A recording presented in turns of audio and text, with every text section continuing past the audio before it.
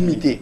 C'est ce qu'offre aujourd'hui le développement personnel qui vient mettre en application les principes universels pour libérer le potentiel illimité de l'homme afin qu'il atteigne des hauteurs insoupçonnées. Bon oui, par rapport à tout ce que vous avez dit, c'est très clair. Et on comprend que l'être humain a une possibilité illimitée de destin qui peut se choisir.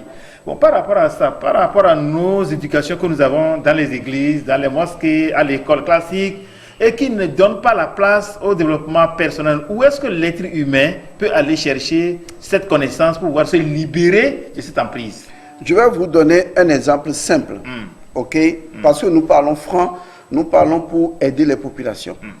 Nous parlons pas pour discréditer ou incriminer, mais pour aider, en fait.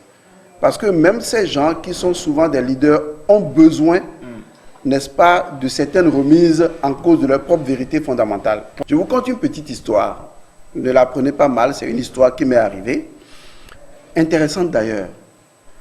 J'étais chez moi un jour et je reçois des gens, je ne vais pas nommer, qui disent apporter la bonne nouvelle. Vous comprenez déjà ce que je veux dire. Avec Bible en main, je ne vais pas les stigmatiser. Apporter la bonne nouvelle. Quand ils sont arrivés et ils ont voulu commencer, je leur ai dit non, arrêtez. On dit non, c'est pour pouvoir vous sauver, tout ça. J'ai dit non, arrêtez.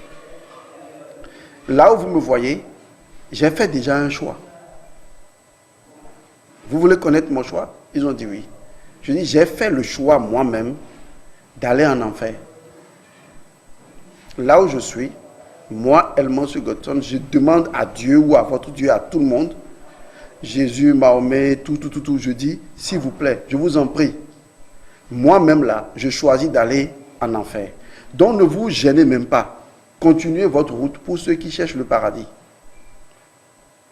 Alors, les gens étaient étonnés, un peu bizarres. Ils ont suggéré, n'essayez même pas. Finalement, ils ont continué leur chemin. Je vais vous donner l'intelligence qu'il y a derrière. On exploite la peur des gens, issue de leur ignorance, de leur méconnaissance des choses. C'est ça que des gens exploitent, utilisent. On utilise leur propre peur contre eux. Si vous regardez aujourd'hui toutes les familles, elles sont la plupart du temps pratiquement divisées. Une famille divisée, je n'ai jamais compris pourquoi. Mais dans cette famille, il y a des gens qui vous diront, nous on appartient à tant des élus. Si vous ne nous suivez pas, vous êtes perdus, vous irez en enfer. Et donc, tant qu'on présente à l'homme qu'après sa mort, c'est eux qui savent comment ça se présente là-bas. Moi, je n'en sais rien. Il y en a qui iront au paradis, il y en a qui iront en enfer. Qu'est-ce qui se pose? Des gens, par peur, veulent suivre des enseignements de certains obligés. Le problème, c'est la peur. Il faut que les êtres humains et les générations futures le feront. Ils commenceront à se libérer d'abord de leur peur. Si vous n'avez plus peur, vous comprenez alors que personne ne vous présentera plus un enseignement de la peur, mais un enseignement avéré. Un enseignement discutable. Parce que lorsqu'on vous dira que mettez une bombe au cou, tuez-vous au nom de Dieu, et après vous allez trouver des houris là-bas, des filles vierges, et Dieu va prendre soin de vous, dites, cette histoire n'est pas claire. Parce que les femmes, on les trouve ici, pourquoi c'est là-bas, je vais les trouver? Bon, pourquoi vous me dites ça? Vous-même allez le faire. La capacité qu'a l'être humain de remettre les choses en cause est la seule disposition naturelle qu'il a. Mais ces personnes utilisent la peur pour tuer cette capacité et obliger l'homme à suivre des doctrines qui, en fait, ne devraient plus avoir cours. Une doctrine n'est pas la doctrine. La doctrine, c'est un champ de possibilités illimité. Vous avez votre façon d'approcher une réalité, j'ai ma façon d'approcher une autre réalité. Mais votre façon ne doit pas devenir la règle. C'est une règle, selon une perception de l'histoire. Et malheureusement, les hommes n'apprennent pas de l'histoire. Il fut un temps, les Mayas, les Incas, les Égyptiens, tous ces peuples, dans leur religion, avaient cru que leur religion était la meilleure et que la fin du monde venait bientôt. Mais nous sommes encore là. Mais chaque religion a toujours cru avoir une compréhension absolue de l'univers. Il y en a même qui ont fixé la création du monde il y a 5000 ans. Et pourtant, aujourd'hui, on a la vérité que le monde existait depuis des millions, des milliards d'années. C'est vrai. Donc, c'est pour vous dire qu'il faut relativiser les choses. Il faut utiliser son esprit critique, pas de critique, un esprit critique pour approcher les enseignements, un esprit scientifique. Oui, un esprit scientifique, comme je l'ai dit tantôt, vous qui êtes les développeurs de potentialité, vous assistez, je ne sais pas, c'est impuissant devant tout cet enseignement qui est donné au peuple et que vous voyez... Là, c'est une accusation. Non, c'est pas une accusation. Puisque, là, en réalité, on ne vous sent pas du côté des peuples et vous le laissez absorber toujours cette tonne d'enseignement et que la perdition continue. Les gens sont encore plongés dans cette ignorance, dans cette peur, incapables de dire ceci ou cela. Il faut dire que c'est le peuple qui a renoncé à la connaissance. Ce n'est pas la connaissance qui s'est cachée du peuple. Aujourd'hui, la connaissance là, elle est même disponible. Avec la toile qui est l'Internet que nous avons, les gens peuvent rechercher des informations, des connaissances. Mais pourquoi ils ne le font pas? Ils ne le font pas parce qu'ils n'ont pas fait ce choix. Dans leur possibilité quantique, ils ont choisi leur vie. Il y a de cela près de 9 ans que l'émission ID existait, plus de 9 ans, j'avais l'habitude de dire quelque chose qui, en réalité, après 9 ans, n'a pratiquement pas changé. J'ai dit, et j'ai répété chaque fois, pourquoi les Togolais ont toujours la mentalité de Manotonye Viadi, c'est-à-dire que je reste juste sur le peu que j'ai.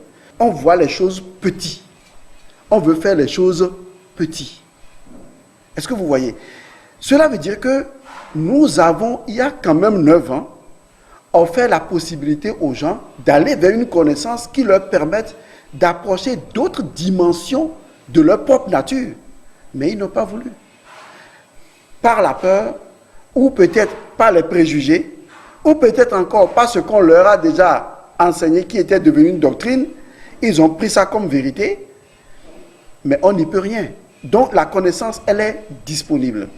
C'est aux autres de décider de l'approcher ou de ne pas l'approcher, mais ce n'est pas à nous de leur creuser un trou dans la tête, de mettre les papyrus et de taper en disant accepter, accepter, accepter. Merci non. pour cette Même cette émission est déjà une ouverture vers cette connaissance. J'espère que ça aide les gens. J'espère que beaucoup comprennent. Pour ce que nous savons, beaucoup de gens quand même nous approchent pour dire on a compris ceci, éclairez-nous encore. Ça a apporté beaucoup. Nous espérons que ça apporte encore énormément. Surtout cet élément du destin, il est capital. Et j'ai dit en début d'émission que si les gens ont une mauvaise approche du destin, leur destin est en péril. Il faut qu'on leur donne l'approche du destin qui en vaut réellement la peine et qui répond également à leur écriture sacrée.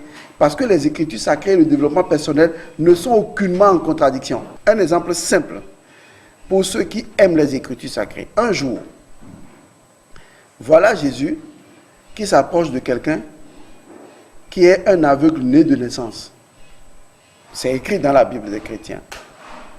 Et les disciples lui demandent, mais cet aveugle qui est né de naissance là, est-ce que c'est la faute de ses parents ou bien c'est de sa faute? Jésus a dit, ni l'un ni l'autre.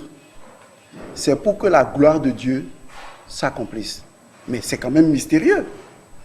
Quelqu'un est aveugle né de naissance. Les disciples disent, mais est-ce que c'est la faute de ses parents? Histoire du péché originel, si vous voulez. Est-ce que c'est de ses propres actes? Histoire de, pour ceux qui croient en la réincarnation. Il a dit, ni l'un, ni l'autre. Mais il est revenu sur un élément important. Il a dit, c'est pour que la gloire de Dieu s'accomplisse. Cela veut dire en fait que, quel que soit ce que vous êtes maintenant, n'incriminez pas votre passé. C'est un champ de possibilités à partir duquel vous pouvez atteindre des gloires illimitées. Parce que votre destination, c'est d'atteindre la gloire. J'ai vu des vidéos sur WhatsApp où un monsieur n'a pas de bras, il n'a que ses jambes.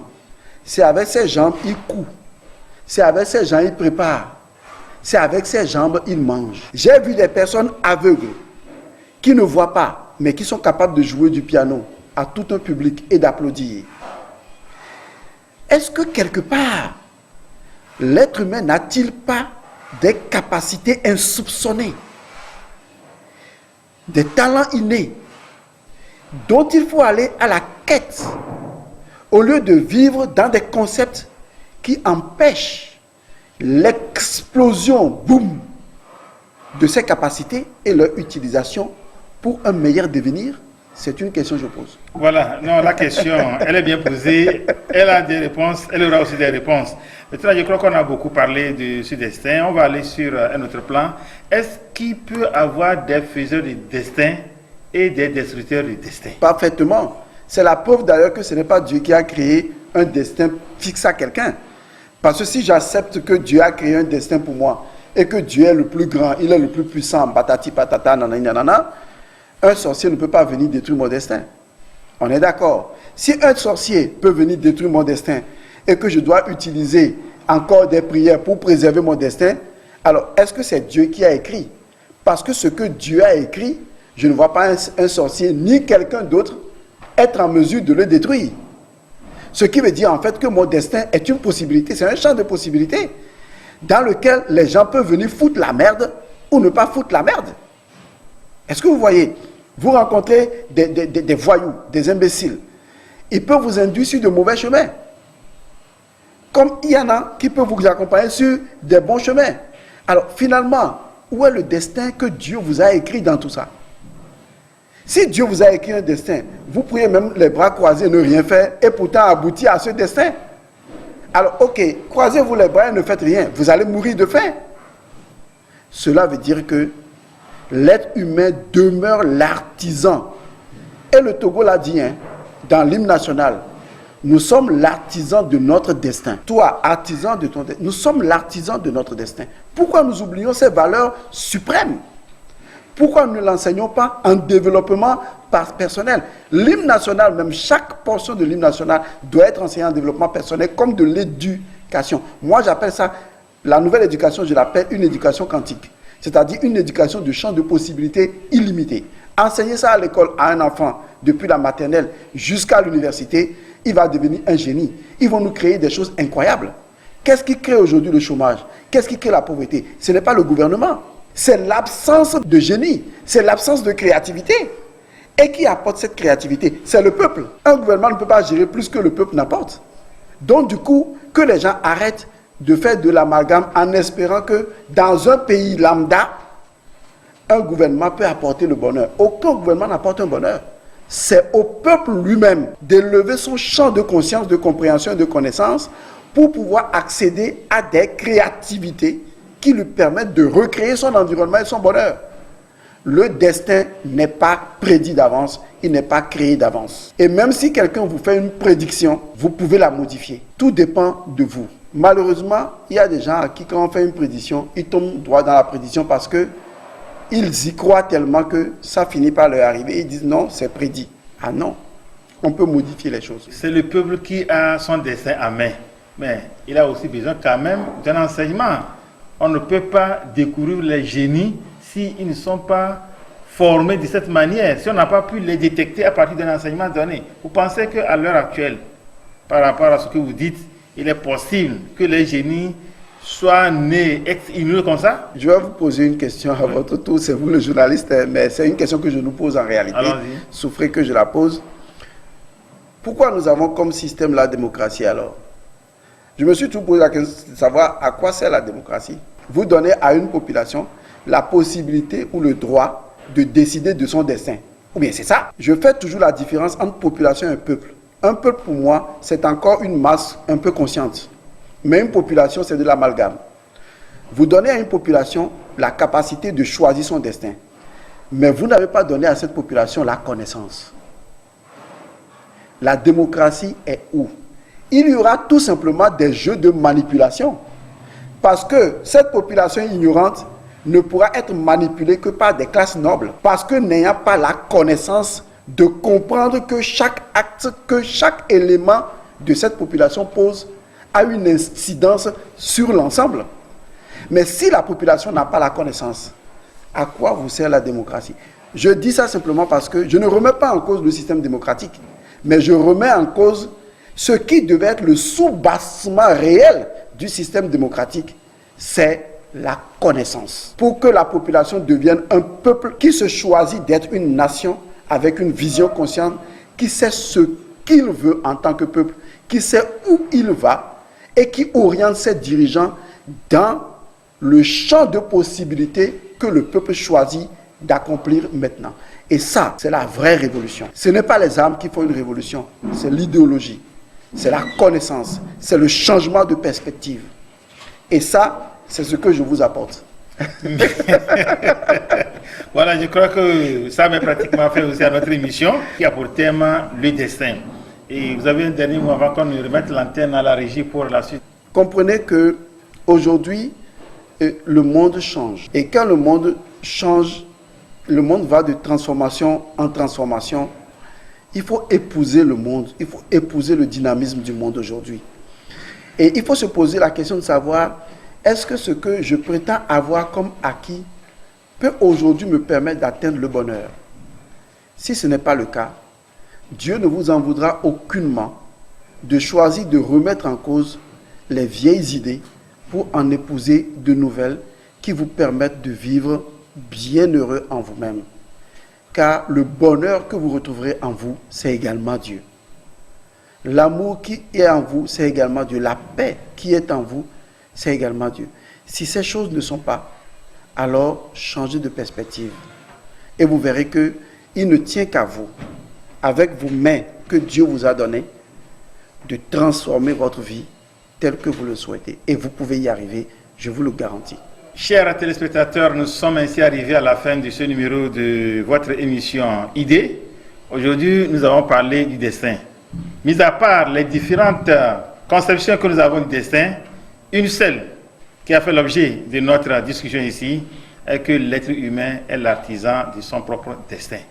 Il est l'artisan de son propre bonheur. Ainsi pour un peuple.